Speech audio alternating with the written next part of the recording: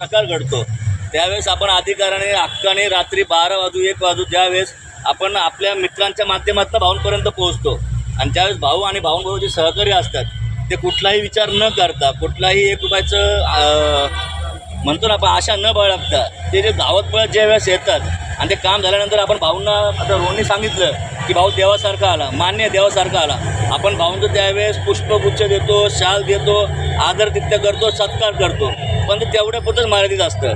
आणि ज्या माध्यमातून समजा अकबराईच्या माध्यमातून किंवा माझ्यामध्ये एखादी व्यक्ती जोडलेली असते किंवा एखादं कुटुंब आलेलं असतं आणि काही कालांतरानंतर ते कुटुंब हे अलिप्त होत राहतं. म्हणजे कसं होतं की आमचं काम सरलं ना, संपला विषय.